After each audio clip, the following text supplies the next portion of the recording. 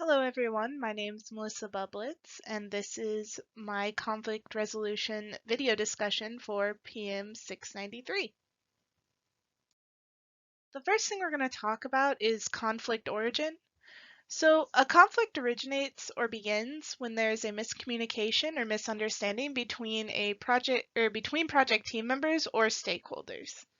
So when that conflict happens, it's up to the project manager to realize that there's a conflict and then uh, facilitate a way to solve it.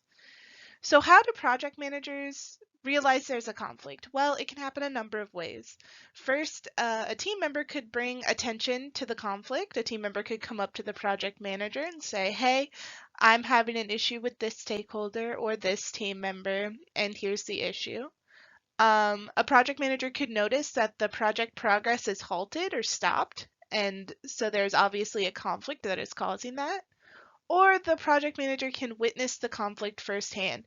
That can happen with personality differences, miscommunications, things that are visual for the project manager, and then they would be able to see that, hey, there's a conflict and I need to do something about it.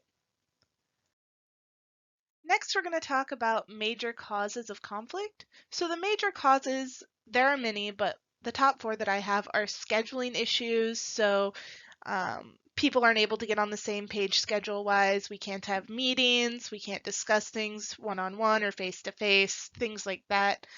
You could have personality differences. So somebody's personality could clash with someone else's personality and they just do not get along. There could be miscommunication. That can be seen in emails, in any document sent to a stakeholder if something isn't quite right. And then poor planning.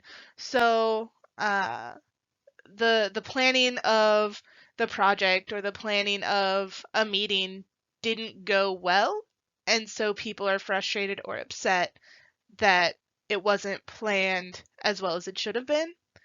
So then what do we do if there's a conflict? How do we manage that? So as project managers, we have a bunch of different options. We can confront the issue and discuss it that way. We can have a compromise where both parties get together, they talk it over, and they come to sort of a middle ground. Or we can have accommodation where there's an issue and there's something that you can do to accommodate that issue or just outright solve it. And those are the ways that conflicts can be managed from a project manager point of view or standpoint.